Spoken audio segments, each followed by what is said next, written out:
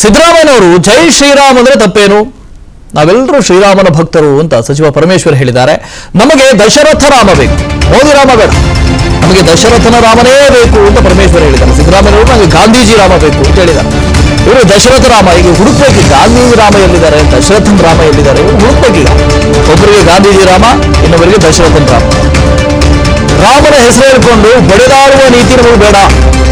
ಬೆಂಗಳೂರಲ್ಲಿ ಗೃಹ ಸಚಿವ ಡಾಕ್ಟರ್ ಜಿ ಪರಮೇಶ್ವರ್ ಪ್ರತಿಕ್ರಿಯೆ ಕೊಟ್ಟಿದ್ದಾರೆ. ಇಲ್ಲಿ ಒಡೆದು ಆಳ್ತಾ ಇರೋದು ಯಾಕೆ? ನಿನ್ನೆ ಇಡೀ ಸಮಾರಂಭವನ್ನು ನೀವು ಗಮನಿಸಿದ್ರೆ, ಕಾರ್ಯಕ್ರಮವನ್ನು ಗಮನಿಸಿದ್ರೆ, ಮುಸ್ಲಿಮರು ಕೂಡ ಅಲ್ಲಿದ್ರು. ಇನ್ನೊಂದು ಧರ್ಮದ ನೀವೇನು ಹೇಳ್ತಿರಲ್ಲ ಒಡೆದು ಆಳೋದು ಅಂತ, ಆ ಧರ್ಮದವರು ಅಲ್ಲಿದ್ರು. ಆ ಧರ್ಮದವರು ಪಾನಕ ಹಂಚುತ್ತಾ ಇದ್ರು, ಆ ಧರ್ಮದವರು ಮಜ್ಜಿಗೆ ಹಂಚುತ್ತಾ ಇದ್ರು. ಎಲ್ಲೂ ಒಡಕಿರ್ಲಿಲ್ಲ, ಎಲ್ಲರೂ ಖುಷಿಯಾಗೇ ಇದ್ರು. ಒಡಕೆ ಯಾರು ಮೂಡಿಸ್ತಾ ಇರೋದು? ಅಲ್ಲಪ್ಪ, ನಾವೆಲ್ಲರೂ ಜೈ ಶ್ರೀರಾಮ್ ಅಂತ ಹೇಳಿದ್ದೇವೆ.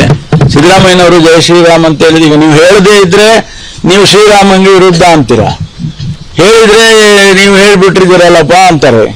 ಅಂದ್ರೆ ಯಾವ್ದು ಸರಿ? ಇದು ಹೇಳಿದ್ ಸರಿನಾ, ಹೇಳದೇ ಇರೋದು ಸರಿನಾ? ನಾವು ಕೂಡ ನೋಡಿ, ನಾವೆಲ್ಲ ಶ್ರೀರಾಮನ ಭಕ್ತರೇ. ಒಂದಲ್ಲ ಒಂದು ರೀತಿಯಲ್ಲಿ ಶ್ರೀರಾಮನ ಆದರ್ಶಗಳನ್ನ ಪಾಲನೆ ಮಾಡಬೇಕು ಅಂತ ನಾವೆಲ್ಲ ಹೇಳೋರೆ. ಆದ್ರಿಂದ ಶ್ರೀರಾಮ ಬರೀ ಇವ್ರು ಯಾರೋ 4 ಜನಕ್ಕೆ ಆಗೋದಲ್ಲ. ನಮಗೆ ಯಾರು ಬೇಕಪ್ಪ ಅಂದ್ರೆ ದಶರಥ ರಾಮ ಬೇಕು, ನಮಗೆ ಮೋದಿ ರಾಮ ಬೇಕಾಗಿಲ್ಲ.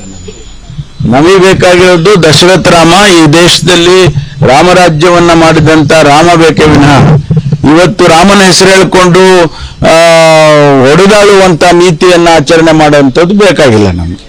ಏನ್ ತಪ್ಪಿದೆ ಅದರಲ್ಲಿ? ಅಲ್ಲಪ್ಪ, ನಾವೆಲ್ಲರೂ ಪರಮೇಶ್ವರ್ ಅವರಿಗೆ ದಶರಥನ ರಾಮ ಬೇಕು, ಸಿದ್ದರಾಮಯ್ಯನವರಿಗೆ ಗಾಂಧೀಜಿಯ ರಾಮ ಬೇಕು, ನಮಗೆ ಮೋದಿ ರಾಮ ಬೇಡ ಅಂತ. ಅಂದ್ರೆ ಉದ್ಘಾಟನೆ ಮಾಡಿದ್ದು ಅವರು ಅಂತ ಆ ರಾಮ ಬೇಡ ಅಂತ ಹೇಳ್ತಿದ್ರು. ಒಂದು ಉದ್ಘಾಟನೆ ಮಾಡಬೇಕು ಅಂತ ಹೇಳಿದ್ರೆ ಗಾಂಧೀಜಿಯವ್ರನ್ನ ಕರ್ಕೊಂಡ್ಬರ್ಬೇಕಾಗಿತ್ತ, ದಶರಥ ಅವ್ರನ್ನ ಕರ್ಕೊಂಡ್ಬರ್ಬೇಕಾಗಿತ್ತ? ಏನ್ ಮಾತಾಡ್ತಿದ್ದಾರೆ?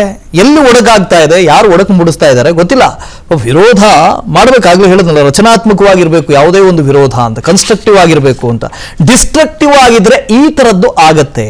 ಓಕೆ, ಕೇಂದ್ರದ ನಾಯಕತ್ವ, ಕಾಂಗ್ರೆಸ್ನ ನಾಯಕತ್ವ ನಾವು ಹೋಗೋದಿಲ್ಲ, ಅಯೋಧ್ಯೆ ಹೋಗೋದಿಲ್ಲ ಅಂತ ಹೇಳಿದ್ರು. ಹೋಗೋದಿಲ್ಲ ಅಂದಮೇಲೆ ಅದ್ರ ಬಗ್ಗೆ ಹೇಳಿಕೆಯನ್ನು ಕೊಡಬಾರ್ದಾಗಿತ್ತು, ಸುಮ್ಮನಾಗ್ಬಿಡ್ಬೇಕಾಗಿತ್ತು. ಮತ್ತೆ ಮತ್ತೆ ಹೋಗಿದ್ದು ತಪ್ಪು, ಅಲ್ಲಿ ರಾಮನ ಅಯೋಧ್ಯೆಯಲ್ಲಿ ರಾಮ ದೇವಸ್ಥಾನವನ್ನು ನಿರ್ಮಾಣ ಮಾಡಿದ್ದು ತಪ್ಪು, ಉದ್ಘಾಟನೆ ಮಾಡಿದ್ದು ತಪ್ಪು. ಇನ್ನೇನು ಮಾಡಬೇಕಾಗಿತ್ತು? ಅದನ್ನೆಲ್ಲ ಹೇಳ್ಬೇಕಲ್ವಾ?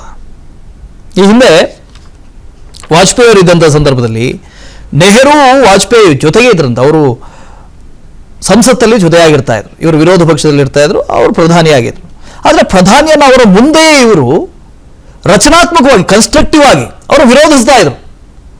ವಿರೋಧ ಮಾಡಿದ ಬಳಿಕ ಅದೇ ನೆಹರು ಅವರು ಬಂದು ಹೆಗಲು ತಟ್ತಾ ಇದ್ರಂತೆ. ಬಹಳ ಖುಷಿ ಆಯ್ತು. ಇದ್ರ ಬಗ್ಗೆ ಮತ್ತೆ ಮಾತಾಡ್ತೀನಿ ನಾನು. ಮಾರುತಿ ಇದ್ದಾರೆ, ಅವ್ರ ಜೊತೆ ಮಾತಾಡ್ತೀನಿ. ಮಾರುತಿ, ಕೇಂದ್ರದ ಕಾಂಗ್ರೆಸ್ನ ನಾಯಕತ್ವ ಅಯೋಧ್ಯೆಗೆ ಹೋಗಬೇಕೋ ಬೇಡವೋ, ರಾಮ ಮಂದಿರ ನಿರ್ಮಾಣದಲ್ಲಿ ಪಾಲ್ಗೊಳ್ಬೇಕೋ ಬೇಡವೋ, ಇದ್ರ ಬಗ್ಗೆ ಸರಿ ಹೆಜ್ಜೆ ಇಡ್ತೋ ತಪ್ಪು ಹೆಜ್ಜೆ ಇಡ್ತೋ ಬೇರೆ ವಿಚಾರ, ಬೇರೆ ಚರ್ಚೆ ವಿಚಾರ. ಆದರೆ ರಾಜ್ಯದಲ್ಲಿರುವಂತಹ ಕಾಂಗ್ರೆಸ್ ನಿನ್ನೆ ಮಾಡಿದಂತಹ ಒಂದಷ್ಟು ಕಾರ್ಯಗಳಿದ್ವಲ್ಲ, ದೇವಸ್ಥಾನಕ್ಕೆ ಹೋಗೋದು ಅಥವಾ ರಾಮ ಮಂದಿರವನ್ನು ಉದ್ಘಾಟನೆ ಮಾಡೋದು, ಇನ್ನೊಂದು ಕಡೆ ರಾಮನ ಬಗ್ಗೆ ಮಾತಾಡೋದು, ಒಂದು ಕಡೆ ನಮಗೆ ಅನ್ಸಿತ್ತು ಓಕೆ ಪೊಲಿಟಿಕಲಿ ಒಂದು ಒಳ್ಳೆ ಮೂವ್ ಇದು ಅಂತ. ಬಟ್ ಇವತ್ತು ಅವರು ಕೊಡ್ತಾ ಇರುವಂತಹ ಹೇಳಿಕೆ ಎಲ್ಲೋ ಒಂದು ಕಡೆ ವಿರೋಧ ಮಾಡಬೇಕಲ್ವಾ ಅಂತ ವಿರೋಧ ಮಾಡಿದ ರೀತಿಯಲ್ಲಿದೆ. ಮಾರುತಿ, ವಾಸುದೇವ್, ರಾಮ ಪ್ರತಿಷ್ಠಾಪನಾ ವಿಚಾರದಲ್ಲಿ, ಅಯೋಧ್ಯೆ ವಿಚಾರದಲ್ಲಿ ಕಾಂಗ್ರೆಸ್ ಹೈಕಮಾಂಡ್ ತೆಗೆದುಕೊಂಡಂತಹ ಒಂದು ನಿರ್ಧಾರವನ್ನ, ಸ್ವತಃ ಮನಸ್ಸಿಂದ ಒಪ್ಪುವಂತಹ ಒಂದು ನಿರ್ಧಾರವನ್ನ ಕಾಂಗ್ರೆಸ್ನ ರಾಜ್ಯ ನಾಯಕರು ಯಾರು ಕೂಡ ಮಾಡಿಲ್ಲ ಅನ್ನುವಂಥದ್ದನ್ನ ಅವರ ಮಾತುಗಳಿಂದಲೇ, ಅವರ ಹೇಳಿಕೆಗಳಿಂದಲೇ ಪದೇ ಪದೇ ಸಾಬೀತಾಗ್ತಾ ಇದೆ.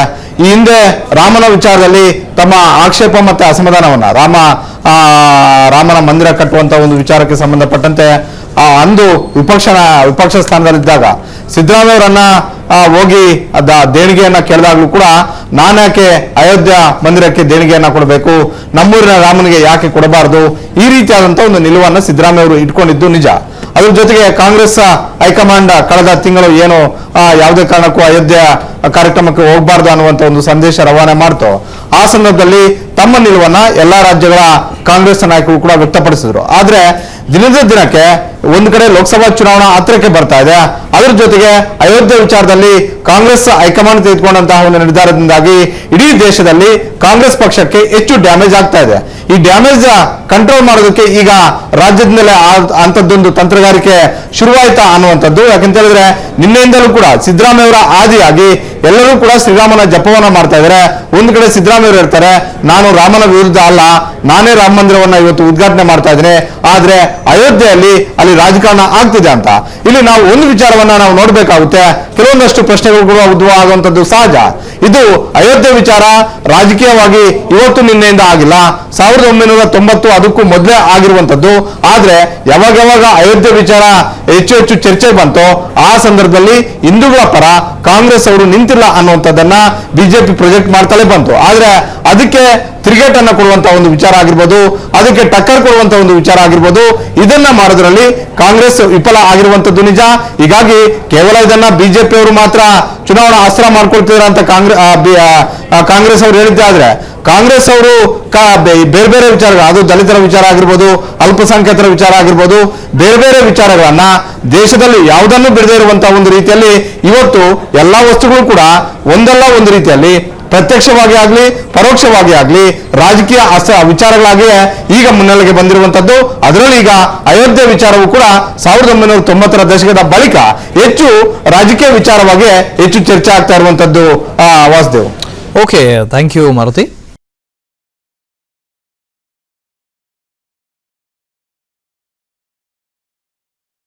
ಸ್ಟಾಕ್ ಮಾರ್ಕೆಟ್ನಲ್ಲಿ ಹಣ ಗಳಿಸಬೇಕೆ? ಭಯ ಬಿಡಿ, ಹೂಡಿಕೆ ಮಾಡಿ. ತಿಳಿಯಿರಿ ಸಣ್ಣ ಸಣ್ಣ ಟ್ರಿಕ್ಸ್. ಗೊತ್ತಿಲ್ಲದೆ ಸ್ಟಾಕ್ ಟ್ರೇಡಿಂಗ್ ನಲ್ಲಿ ದುಡ್ಡು ಕಳ್ಕೊಂಡಿದ್ದೀರಾ? ಸ್ಟಾಕ್ ಇನ್ವೆಸ್ಟ್ಮೆಂಟ್, ಸ್ಟಾಕ್ ಟ್ರೇಡಿಂಗ್ ವ್ಯತ್ಯಾಸ ಗೊತ್ತಿಲ್ವೇ? Equity, ETF, derivatives, option contract ಅರಿತು ಲಾಭ ಗಳಿಸಬೇಕೆ? ಚಿಂತೆ ಬೇಡ, 3 ದಿನದಲ್ಲಿ ಕಲಿಯಿರಿ ಸ್ಟಾಕ್ ಮಾರ್ಕೆಟ್ ಸೀಕ್ರೆಟ್ಸ್. ನುರಿತ ತಜ್ಞರಿಂದ ಪಕ್ಕಾ ಟ್ರೈನಿಂಗ್ ಪಡೆಯಿರಿ. ಸಂಪರ್ಕಿಸಿ. ಅನುಕ್ಷಣದ ಸುದ್ದಿಗಳಿಗಾಗಿ ವಿಸ್ತಾರ ನ್ಯೂಸ್ ಯೂಟ್ಯೂಬ್ ಚಾನೆಲ್ ಸಬ್ಸ್ಕ್ರೈಬ್ ಮಾಡಿ. ಹೊಸ ಸುದ್ದಿಗಳ ನೋಟಿಫಿಕೇಶನ್ಗಾಗಿ ಬೆಲ್ ಐಕಾನ್ ಕ್ಲಿಕ್ ಮಾಡಿ. ಲೇಟೆಸ್ಟ್ ಅಪ್ಡೇಟ್ಸ್ಗಾಗಿ www.vistaranews.com ವೆಬ್ಸೈಟ್ಗೆ ವಿಸಿಟ್ ಮಾಡಿ. ಅಂಗೈಯಲ್ಲೇ ಜಗತ್ತಿನ ಸುದ್ದಿ ತಿಳಿಯಲು ವಿಸ್ತಾರ ನ್ಯೂಸ್ ಕನ್ನಡ ಆಪ್ ಡೌನ್ಲೋಡ್ ಮಾಡಿ.